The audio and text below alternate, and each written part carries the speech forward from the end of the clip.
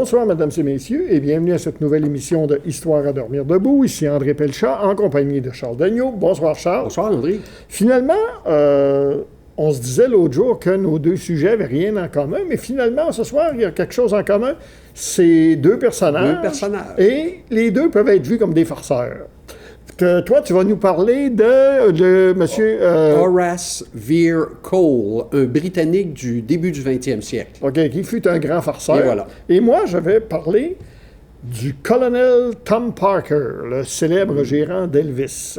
On connaît le colonel Tom Parker comme le typique homme d'affaires et vendeur américain.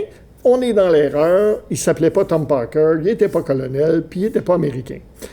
Alors, c'est de ce dont on va parler. Décortiquer ça. Oui, parce que Tom Parker, c'est connu, le colonel Parker, c'est le gérant d'Elvis Presley pendant des décennies. En fait, c'est le seul gérant qu'Elvis Presley a eu, et Elvis Presley a été son seul artiste dont il a géré la carrière. Ce personnage, Tom Parker, en fait, est né à Breda, en Hollande, en 1909. Et son vrai nom était Andreas Cornelis van Kuijk. Et on ne sait pas trop pourquoi, à l'âge de 20 ans, il a quitté Breda et il est parti pour les États-Unis sans en parler à sa famille. Une de ses biographes, Alana Nash, a suggéré qu'il était peut-être coupable d'un meurtre commis durant un vol, mais il n'a jamais été accusé de ça. C'est une circonstancielle qui fait soupçonner ça. Toujours est-il que, donc on nous dit que c'est une possibilité, c'est même pas une théorie. Toujours est-il qu'il est rentré aux États-Unis sans passeport et il n'a jamais légitimé, il n'a jamais pris la citoyenneté, il n'a jamais fait les démarches. Ce qui laisse penser qu'il y avait peut-être, que si on avait enquêté sur son cas, on aurait peut-être trouvé des raisons de l'expulser. Toujours est-il qu'il a été vagabond aux États-Unis, fait sur ceux qu'on voyait sur le bord des routes, qui sautaient dans les trains durant la crise, etc. Et il a trouvé ce que beaucoup faisaient dans des situations comme ça. Il est entré dans l'armée en 1930, dans l'armée américaine, et c'est là qu'il a pris comme nom Thomas Andrew Parker. C'est un nom qu'il avait trouvé quelque part, qu'il avait inventé, mais qui n'avait rien à voir avec son vrai nom. Il a été 2 ans dans l'armée, et puis il a fait une crise, semble-t-il, une dépression. Toujours est-il qu'il a passé quelques semaines dans un hôpital de l'armée pour les gens atteints de maladies mentales. Il a été diagnostiqué comme étant psychopathe. Ce qui ne voulait pas dire la même chose aujourd'hui, tout à fait, que dans ce temps-là qu'aujourd'hui. Et donc, il a été expulsé de l'armée. Il a passé les années 30 dans ce qu'on appelait le Royal American Show, qui était une caravane on dirait une foire, un genre de cirque où il y avait des numéros de vaudeville, des montagnes russes, des danseurs de hula, des lecteurs de bonne aventure, etc. Donc, et ce qu'on appelait un freak show, c'est-à-dire un endroit où on montrait des gens atteints de difformité, etc., le plus grand, le plus gros, le bossu, ainsi de suite. Et là, il a appris tous les trucs parce qu'il y avait ce qu'on appelait des barkers dans ces endroits-là, l'aboyeur, dont c'était la fonction d'attirer les gens pour visiter les petits spectacles payants.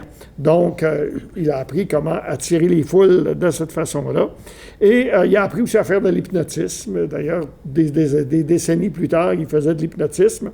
Et il faisait aussi à valeur de feu, des choses comme ça. Il a fait toutes ces choses-là. Donc, dans les années 40, il a commencé à gérer des chanteurs, dont des crooners et des chanteurs de country, notamment Gene Austin, chanteur de country célèbre à l'époque. Et en 1948, il va rencontrer un autre chanteur de country célèbre, celui-ci, Jimmy Davis, sauf que Jimmy Davis, c'est la chanson « You Are My Sunshine ». You are my sunshine. Bon, alors, c'est lui qui a composé ça. Mais en 1948, il est gouverneur de la Louisiane. Et donc, c'est lui qui va donner à Parker le titre honorifique de colonel dans la milice de Louisiane. La milice de Louisiane qui n'existe plus depuis 1 an. au moment où il donne le titre. Mais ça n'empêchera pas Tom Parker de devenir le colonel Parker pour le restant de sa vie.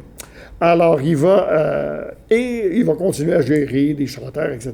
Et là, en 1955, il va tomber, ses yeux vont rencontrer Elvis Presley, qui a 20 ans à l'époque, et qui fait des numéros d'ouverture, la première partie, comme on dirait ici, d'autres chanteurs, un certain Hank Snow notamment, et là, que Don Parker fait la promotion. Et là, il voit que les jeunes filles, les adolescentes, pour employer son expression, des go gaga, deviennent complètement gaga quand ils voient Elvis, et là, il sent l'argent. Et il va être bon pour se sentir l'argent toute sa vie. Alors, il convainc Elvis de l'engager comme gérant. Et là, et d'être son conseiller, son représentant personnel, etc. Alors, Presley, à ce moment-là, avait commencé à enregistrer des disques pour une petite étiquette, Sun Records, qui existe encore. D'ailleurs, le studio est aujourd'hui un musée à Memphis, au Tennessee. Alors, ils avaient fait les premiers disques d'Elvis, mais ça devenait trop gros pour eux, sa popularité. Alors, ils ont vendu le contrat à RCA, son contrat d'enregistrement. C'est bien sûr le colonel Parker qui a négocié. C'est le premier grand succès qui a atteint les premières places dans tous les palmarès, Heartbreak Hotel. Alors, en 1956, Parker amène Elvis sur la route. On fait une tournée qui ne ressemble pas du tout à ce qu'on pense aujourd'hui quand on pense à la tournée d'un groupe rock. Il s'agissait en fait d'un espèce de cirque où il y avait des numéros de danseurs à claquettes, de jongleurs, des stand-up comiques pas trop bons. En fait, tous des numéros pas trop bons pour que la foule soit impatiente de voir Elvis. Ça a marché, les filles en particulier, les jeunes filles dans la foule devenaient hystériques en voyant Elvis arriver sur scène. Dans certains cas, prenaient carrément la scène d'assaut. On est obligé de le sortir des fois d'urgence pour pas qu'il se fasse étouffer. Alors, et là, bien sûr, Parker se lance aussi dans les produits dérivés. Et là, on commence à voir le visage d'Elvis sur toutes sortes de choses, des tasses, des tubes de rouge à lèvres, des miroirs, etc., etc. Au bout d'un an, Elvis fait $1 million, produit $1 million en droits, reçoit $1 million en droits de ses spectacles et de ses disques. Parker, il prend 50%. Ce qui est une bonne cote, comme on dit dans le métier. En 1958, malheur, l'armée enrôle Elvis. Il y a le service militaire obligatoire à cette époque-là. Alors, quand il va revenir de son service militaire, Parker va tourner ça encore en tournée avec une caravane et ça va devenir sur un train 48 heures de voyage de Fort Dix à New Jersey à Memphis, Tennessee, avec des arrêts où on sonne la sonnerie, la sirène du train dans toutes les villes, etc. Et là, à ce moment-là, par contre, rock'n'roll commence à se développer. Elvis il y en a d'autres, il commence à en avoir d'autres, il est moins unique un peu. Alors, on amène Elvis à Hollywood dans les années 60. Il va faire 27 films, aucun vraiment bon, mais qui vont tous être des succès commerciaux parce qu'il y a Elvis dedans. Alors, il va gagner à peu près $1 million par film, et plus des droits sur les albums, les disques qu'on va faire des chansons qu'il a fait dans les films. Alors, en 1966, Parker négocie avec MGM pour payer Elvis $75 000 par semaine. Et bien sûr, lui prend 25%. Et en plus, MGM lui fournit des bureaux avec vraiment un appartement, etc., une équipe pour travailler avec lui et faire sa cuisine, etc., parce que Parker va atteindre les 300 livres à un moment donné, là. Et donc, tout ce qu'il faisait, Parker s'arrangeait pour avoir un petit quelque chose pour lui-même. Alors, un de ses biographes, Albert Goldman, va écrire The colonel's favorite action was side action. Le principal, je dirais le côté le plus important du colonel, c'était les à côté. Autrement dit, tout ce qu'il recevait en plus. Et il va reviser son contrat avec Elvis en 1967. Et au lieu de prendre un quart, il va monter à la moitié de ce que reçoit Elvis. Mais là, il va toujours affirmer la plus grande dévotion à Elvis. Et là, on va faire des tournées. Et là, il va l'amener à Las Vegas en 1967 ou à 68, où Elvis n'était pas allé depuis 1957.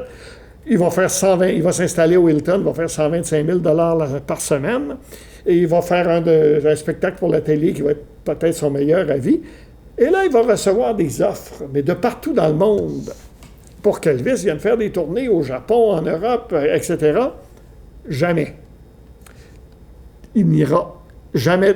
Elvis ne va faire de tournée en dehors de l'Amérique du Nord. Il est venu à Ottawa une fois, dans les années 50, et jamais il va faire de tournée en dehors de l'Amérique du Nord. Pourquoi? Parce que, on comprend maintenant que le colonel n'aurait pas pu le suivre parce qu'il n'avait toujours pas de passeport. Il était encore illégal aux États-Unis. Personne ne s'en doutait, mais c'était la situation. Il avait pu venir au Canada parce que la surveillance aux frontières, à cette époque-là, moi-même, on se souvient, quand on était jeune, on passait aux États-Unis et au Canada. Le permis de conduire était suffisant, là. Mais on passait direct. C'est ça, on est loin de ça aujourd'hui, mais à cette époque, c'était ça. Donc, ça, au Canada, il pouvait. Nulle part ailleurs. Donc, c'est pour ça qu'Elvis Presley n'a jamais fait de tournée à l'extérieur de l'Amérique du Nord. Quelle opportunité manquée, hein, à cause du fait que son gérant était malhonnête. Était pas très honnête, c'est ça. Alors, dans les années 70, Elvis va faire des tournées partout aux États-Unis et il va faire encore des millions de dollars, etc. Mais Elvis meurt, comme on sait, en 1977. Il était en dépression, il était rendu obèse, il prenait des médicaments comme on prend des bonbons. Alors, il meurt à 42 ans en 1977. Qu'est-ce que fait le colonel Parker? La première chose, il négocie un contrat pour tout ce qui est un souvenir d'Elvis. Aujourd'hui, on peut visiter Graceland. Il y a un véritable parc d'attractions de l'autre côté de la rue, d'ailleurs. Et la moitié des droits qui est généré par tout ce qui vient d'Elvis, depuis ses disques jusqu'à tout ce qu'on peut vendre qui porte son nom, va aller dans une compagnie qui appartient au colonel, l'autre moitié à la succession d'Elvis, donc sa famille, etc. Alors, et après avoir signé le contrat, il va aller aux funérailles d'Elvis. Et il va se présenter là en grosse chemise hawaïenne, en motif hawaïenne très coloré. Et il va faire encore des millions de dollars grâce aux droits sur la succession d'Elvis, qui, comme on a dit, qu'Elvis a fait beaucoup plus d'argent après sa mort que de son vivant. Il y a même un petit poème qui est écrit par le colonel Parker en mémoire d'Elvis, qui lui a rapporté 28 000 $, ce qui, pour un poème, est quand même énorme. Finalement, le colonel meurt en 1997, à l'âge de 89 ans. C'est l'ex-épouse d'Elvis, Priscilla, qui va faire l'eulogie, donc l'hommage funèbre au moment des funérailles. Elle va dire « Elvis et le colonel ont fait l'histoire ensemble et le monde est plus riche, mieux et plus intéressant à cause de leur collaboration. » Et ensuite, elle a ajouté « Et maintenant, je vais chercher mon portefeuille parce que j'ai remarqué qu'on ne nous demandait pas de paiement pour rentrer à la cérémonie, mais je suis sûr que le colonel a pensé à quelque chose pour qu'on paye en sortant. » Ça a été les derniers mots de Priscilla Presley sur le colonel Parker, ce qui dit un petit peu ce qu'elle pensait de lui. Effectivement, puis c'est une étrange histoire parce que comment Elvis a pu accepter ça, 50%, puis d'être pratiquement sous la domination de cet homme-là. Ça me fait l'impression qu'il se dégage de ce que tu viens de raconter. Je pense qu'Elvis était très peu sûr de lui parce qu'il venait d'un milieu pauvre, il n'y avait pas de connaissances en finance. Alors là, il y a un gars qui lui dit « Je vais tout t'arranger ça ». il lui a fait confiance. Puis comme il faisait de l'argent en quantité astronomique pareil, il ne se posait pas trop de questions, même si l'autre en faisait. Que voulez-vous, c'est la vie. Mais Priscilla avait l'air en savoir un peu plus long que... Priscilla avait l'air en savoir un peu plus long. C'est pas très sympathique comme personnage, alors que The Vehicle, que je vais vous parler maintenant, il est un petit peu plus... il me semble un peu plus sympathique. C'est un farceur irrévérencieux. Irrévérencieux.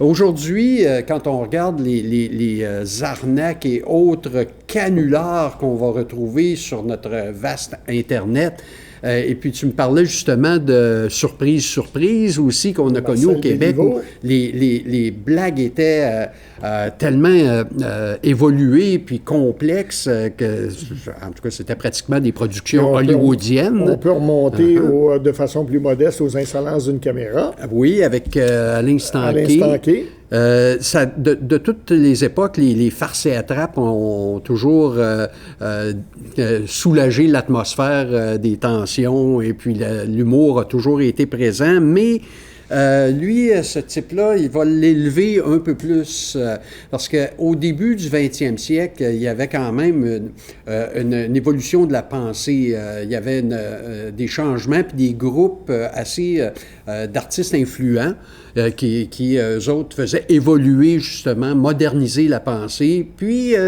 il y avait différentes façons de faire ça. Peut-être que de s'attaquer à ce qui était considéré par ces groupes-là comme des institutions pondéreuses, immobiles, prétentieuses, contrôlantes et dominantes. Exemple, la monarchie britannique. La monarchie britannique, entre autres, et les il y en avait une innommable quantité.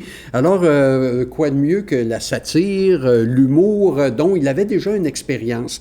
C'est un Anglais d'origine irlandaise. Il est venu au monde à la fin du 19e, 1881. Il était bien nanti. OK, il n'avait pas à se préoccuper des choses banales comme manger et payer le loyer. Par contre, il pouvait suivre des études supérieures. D'ailleurs, il est allé au Trinity College, qui est une des institutions les plus prestigieuses en Angleterre. Et puis, c'est là qu'il a commencé à se développer un intérêt pour, appelons ça les canulars et farces et attrapes. Les premières étaient vraiment de base, là, comme il y avait un pied de vache, par exemple, qui laissait pendre dans son pantalon à un endroit stratégique. Et si quelqu'un s'insultait de ça, ce qui était tout le temps le cas avec les madames qui sortaient de l'époque victorienne, alors il sortait une immense paire de ciseaux et snip, il coupait l'organe offensant. Ça, c'est le genre de gag qui l'a fait connaître. Un autre que j'ai bien aimé parce qu'elle me faisait penser justement au personnage de tout à l'heure pour surprise. Une pièce de théâtre avait lieu justement à Cambridge et c'était prétentieux, ça faisait la gloire de gros pontes et puis il a décidé que c'était une insulte qu'il méritait. Alors, beaucoup d'hommes ont reçu une invitation avec une place gratuite pour la première de cette pièce-là. Et ils se sont tous rendus. Ils étaient tous chauves. Et voici qu'au parterre sont assis ces personnages-là, à chacun leur place. Et en haut, dans les galeries, on est capable de voir un mot grossier britannique écrit en tête chauve, qui décrivait justement la pièce en question. Les places étaient choisies stratégiquement pour faire les lettres. Un autre gag qui a été fait, c'est... par exemple, qui a envoyé des invitations pour une grande fête, et puis les gens, une fois rendus sur place, se sont tous aperçus qu'il y avait le mot « bottom » dans leur nom. « Bottom » en anglais, ça veut dire « derrière ». Oui. Alors, on a trouvé M. Ramsbottom, Westbottom, Wisebottom, Longbottom, Fogbottom, et puis ils étaient tous là parce qu'il y avait « derrière » dans le mot de là. Alors, là, il commençait à évoluer. On commence à voir On commence à voir ça. Début 1905, avec plusieurs de ses autres compères, il va préparer son premier grand coup. Alors, à l'époque, le roi de Zanzibar, qui était justement... Le sultan, oui, de Zanzibar, qui était un protectorat britannique depuis peu, là. Visite l'Angleterre. Il a vent de ça. Alors, il va arnaquer le maire de la place avec aussi le recteur de l'université et plusieurs autres dignitaires. Ils vont se faire passer pour, en fait, l'oncle, parce que le roi de Zanzibar avait une face connue, puis personne ne lui ressemblait dans le groupe. Alors là, ils ont inventé un personnage, c'est un oncle, et ils ont inventé un langage qui était mélange de latin et de grec et de complètement ridicule. Et puis, ils ont été prêts de se faire prendre une couple de fois, mais ils ont réussi à piloter l'arnaque jusqu'à conclusion. À un certain moment, une personne qui était justement dans la région de Tanzanie. Oui, c'est ça. Et elle parlait le langage. C'est une vieille madame, a dit j'aimerais parler à l'oncle dans son langage. Puis ça fait répondre finalement que lui, il n'avait pas le droit à cause de sa religion, puis il fallait qu'elle fasse partie de son harem. Okay. Alors là, disons que ça lui a cloué le bec. Quand ils ont sorti ça le lendemain dans les journaux, tout le monde de la municipalité puis de l'université, c'est-à-dire, était insulté du fait, mais on a conseillé au maire de laisser tomber l'affaire parce que s'il partait contre Horace de Cole, ben là, ça risquait de mal paraître. Alors, il venait de remporter celle-là. Dans ses implications politiques, par exemple, il s'est déjà fait, comme il ressemblait au premier ministre de l'époque, comme deux gouttes d'eau, il s'est fait passer pour lui, puis il a fait un discours public, puis il s'est lancé dans une attaque massive contre le Parti travailliste, qui était le parti du premier ministre. Il a laissé tout le monde dans la confusion politique la plus totale. Le lendemain, dans les journaux, les gens s'interrogeaient sur ce qui venait de se passer avant de comprendre que c'est c'est encore notre monsieur Horace de Cole. Il y avait un de ses amis qui était un député, un dénommé Locker Lamson, et puis il lui a parié devant le House of Lords qu'il était capable de le gagner contre lui dans une course à pied. Et puis là, il l'a tellement poussé que l'autre a dit « Oui, je cours plus vite que toi, c'est pas parce que je suis député que je suis pas un sportif. » Alors, il lui a caché une montre dans la poche, et puis il l'a laissé prendre l'avance, puis là, il criait aux polices. Au voleur, puis il a fait arrêter le fameux député. Maintenant, je vais parler de son chef-d'œuvre. OK, c'est celui-là qui l'a fait passer à l'histoire. Alors, ça va se passer en Angleterre, où la marine britannique, au début du siècle, a un célèbre navire, le Dreadnought. Oui, c'est un nouveau type de cuirassé. Nouveau type de cuirassé qui est la fierté. Et puis, à l'époque, c'est la visite du prince de Tanzanie. Pas de Tanzanie. Abyssinie, comme on disait à l'époque, mais c'est l'Éthiopie, en fait, aujourd'hui. Hein. Et puis, là, on va faire parvenir un faux télégramme du Home Office, en passant aussi par tous les étages de la chain of command, de la chaîne de commandement, et puis annonçant qu'on doit préparer le Dreadnought pour la visite du prince en question et de sa suite, et que c'est une grosse affaire et puis que c'est très important. Alors là, on met le paquet. On va les chercher à la gare avec le carrosse royal, ni plus ni moins. On fait tous les honneurs. La fanfare. La fanfare, la musique, les soirées organisées, le banquet à bord auquel ils refusent d'aller, évidemment, parce que là, deux choses les menacent. Un, le mauvais temps, parce que s'il se met à pleuvoir, le maquillage va fondre. Deuxièmement, aller manger dans un repas, parce que les fausses barbes risquent de tomber. Alors, on trouve toutes sortes de raisons religieuses. On navigue les embûches. Personne n'y voit aucune autre chose qu'une visite officielle, même pas l'amiral qui est là, qui se trouve à être le cousin, d'ailleurs, de certains membres du groupe. Son nom m'échappe, mais c'était le haut chef de l'amirauté à l'époque. Et puis, il n'a même pas reconnu personne. Quand arrive l'apogée de la visite, on va faire tirer les canons principaux du Dreadnought. Alors, à chaque coup de feu, la foule de visiteurs s'écrie « Bonga, bonga ». C'est un mot qui n'a aucun bon sens. Et puis, c'est resté comme ça. Le lendemain, après la visite, qui est une réussite totale, alors là, l'amiral se félicite que ça a été aussi bien, tout ça. Ça sort dans les journaux qu'ils se sont fait avoir, mais c'est pas possible. Quand ils ont demandé à M. Cole pourquoi il avait fait ça, il dit « Écoute, moi, je trouve ça drôle. Qu'est-ce qui vient de se passer? Est-ce que toi, journaliste, tu trouves ça drôle, toi aussi? » L'autre n'a pas eu le choix de répondre. « Oui, c'était drôle. » Il disait « Ben voilà, ça, c'est une journée qui valait la peine d'être vécue. » Puis, c'est là l'essence de l'humour, en fait, parce que pourquoi se donner tant de mal pour en arriver à ce résultat? bien voilà que, après ça, lorsque le véritable prince d'Abyssinie s'est présenté, il n'est pas question d'avoir une visite à bord. Ça a été refusé. Puis lui, il ne comprenait pas pourquoi les gens le suivaient dans la rue en criant « Bonga, bonga ». Quand l'amiral Fisher se présentait un peu partout, il y avait toujours quelqu'un pour lui crier « Bongo, bongo, bonga, bonga ». Quand le Dreadnought a connu son heure de gloire en éperonnant un sous-marin britannique, le télégramme de félicitations de l'amirauté comprenait 2 mots. Bonga, Encore bonga. aujourd'hui, c'est utilisé d'une façon dérisoire.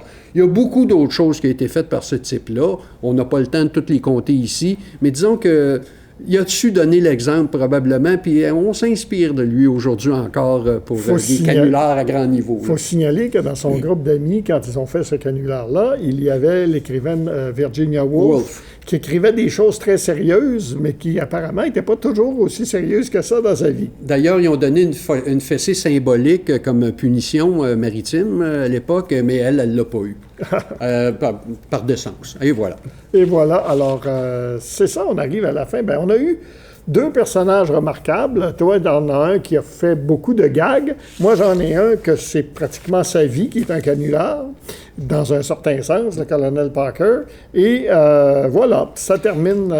oui? Juste une petite pensée en finissant. Ces gens qui font là des canulars comme ça, ils ont participé à la modernisation de la pensée, en torpillant des anciennes institutions puis en faisant réfléchir les gens. L'humour, ça a toujours sa place. Exactement.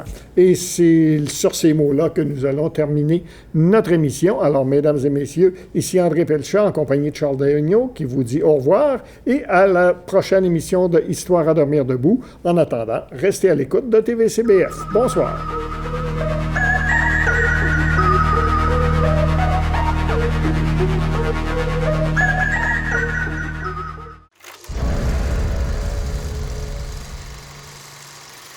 Tu veux savoir qu'est-ce qui intéresse les gens d'une place en particulier? Tu veux savoir qu'est-ce qui se passe en ce moment à Ville-Marie, dans les Basses-Laurentides? Bien, il faut que tu regardes la télé de cette place-là, puis elle est disponible sur le web à cette heure. 2 clics, tu sais ce qui se passe. Tu sais, l'avenir, là, c'est de parler des vrais enjeux, des vraies valeurs, de ce qui nous touche vraiment. Il n'y a rien de mieux qu'un médium local pour le faire. C'est pour ça que les télécommunautaires autonomes font ce travail-là. Et puis, on parle souvent de codes d'écoute, puis tout ça. 1, les codes d'écoute sont assez bonnes, puis 2, le qualitatif, c'est important aussi. La qualité des gens qui regardent, c'est des gens intéressés, intéressants. Pourquoi? Parce qu'on regarde notre communauté. On peut passer à la TV et parler de nos enjeux. Là, on parle des vraies affaires. On parle pas juste des Moses de vedettes de Chenoute de Montréal. Non! On parle de ce qui se passe chez toi.